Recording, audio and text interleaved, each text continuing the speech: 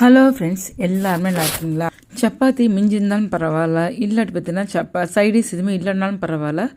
School விட்டுற பிள்ளைங்களுக்கு இந்த மாதிரி செஞ்சு கொடுத்தீங்கன்னா தொட்டுக்கு எதுவுமே தேவையில்லாமல் அழகாக இஷ்டமாக டக்குன்னு சூப்பராக சாப்பிட்டுக்காங்க.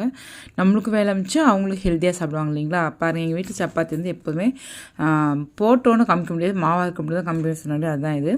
இப்போ வந்து நம்ம தேவையான முட்டை 2 முட்டை, அதாவது ஒரு சப்பாத்திக்கு 1 முட்டை ஊற்றினா போதும். 2 முட்டை, கொஞ்சம் மிளகுத்தூள், மிளகாத்தூள், கறி மசாலா தூள், கரம் மசாலா தூள், கொஞ்சமாக கொத்தமல்லி, உப்பு எல்லாமே போட்டு, கொஞ்சமாக கொத்தமல்லி, வெங்காயம் எல்லாமே போட்டு நல்லா பீட் பண்ணிக்கலாங்க.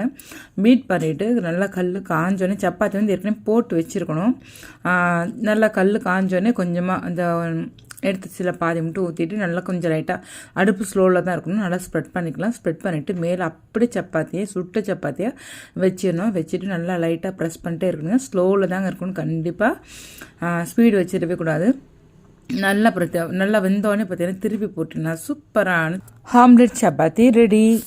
இது அப்படியே ஒரு தட்டில் எடுத்து போட்டுட்டு இது ஹாஃபாக கட் பண்ணிக்கலாங்க. கட் பண்ணிவிட்டு ரோல் பண்ணி எடுத்திங்கன்னா எக் ரோல் சப்பாத்தி ரெடி. ரொம்ப டேஸ்ட் நல்லாயிருக்கும்.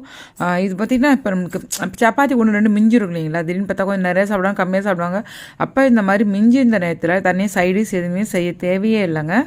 இப்படி எடுத்து கொடுத்தீங்கன்னா பிள்ளைங்களுக்கு கொடுத்தா இதில் மசாலா எல்லாமே இதில் இருக்கனால பார்த்திங்கன்னா அப்படியே அழகாக இஷ்டமாக சாப்பிட்டுக்குவாங்க. நம்ம தொட்டுக்கு எதுவுமே தேவையில்லை. வந்தோன்னு ஒரு ஸ்நாக்ஸ் மாதிரி கூட சாப்பிட்டுக்குவாங்க குழந்தைங்க.